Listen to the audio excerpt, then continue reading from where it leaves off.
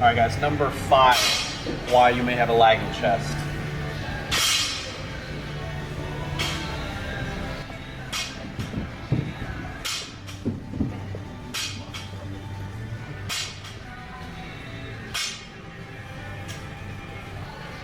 Number 6 reason why you may have a lagging chest. Low volume per session / accumulated volume at 60% plus. What actually am I talking about here? Okay, low volume per session, what I'm talking about is volume that's in the 60% of one rep max range and above. So generally best bodybuilding ranges in terms of how heavy, load, intensity. Intensity doesn't mean how hard you're going, intensity means percentage of your 1 rep max. Generally 60 to 75% is probably the best for bodybuilding. So we're not just talking about you're not doing enough reps and sets in any sort of range. We're talking about reps and sets that's heavy enough to simulate growth. So 60% to generally 60 to 80% is a nice sweet spot for bodybuilding. So this kind of ties into the other points as well, because obviously you can't have a ton of accumulated volume over the years if you've only been training for a few weeks, a few months, a year or two. You're gonna have much higher accumulated volume at bodybuilding bodybuilding loads. You're gonna have much greater accumulated volume at bodybuilding loads once you've been lifting for X amount of years. And also, of course, you have to look at what's your volume per workout in these rep range, in the 60 to 80% load range as well. What this means is individually for you, specifically you, is that you may not be training your chest enough, period.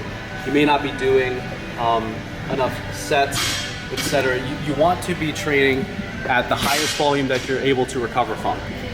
So you want to be training up to the point where it's the maximum amount of volume that you can handle and recover from, so that you can constantly be pushing the envelope. And if you're only doing just a few sets per session for chest, then you're not going to be really pushing it. So points 5 and 6 kind of tie into together. Point 5 being simply not enough training volume. And this can mean per workout, it can mean per week, per month, and in fact it sort of means all of those things. It's multi-dimensional, it's multifaceted, because it's not just about what you're doing in one workout, it's kind of blends in together with how many, what's the volume per workout week, month. Which gets me to my next point, which could be that you simply have a low accumulated volume total. Accumulated volume. And this also ties in with training age, because you can't have accumulated a ton of chest volume in 5 weeks, in 1 year, in 2 years.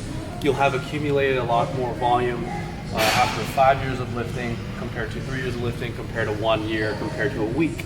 And I don't just mean overall volume. Okay, there's a difference between me doing push-ups and me doing 300-pound bench presses. There's a difference in intensity. Intensity meaning the load, the percentage of 1 rep max. So we're talking about volume in rep ranges. Usually we're talking about the 6 to 12 area, or the 60 to 80% of your 1 rep max. Generally, if it's much less than this, you're simply not lifting heavy enough. If you're lifting much heavier than this, then it still technically works. It's not like it doesn't work.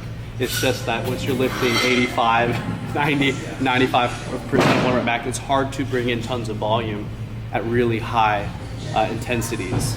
You'll have to have longer rest periods. And anyways, we're getting into a more complicated topic.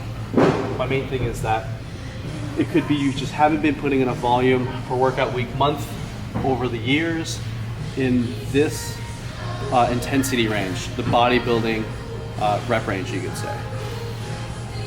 All right, guys, point number 7, why your chest may suck and be lagging. No offense. Bad form. It's simple. You may just have bad form. This may tie into your training age. You may have been only lifting weights for a week, month, year, or 2, and that could be a good reason why you just haven't perfected your form in terms of actually using your chest to the best of its ability in full range of motion. This covers these small, bottom reps, top reps, etc. It's best for you to be training a muscle in its full range of motion that you can actually do, that you're capable of doing. Obviously, if going past this hurts, don't do that.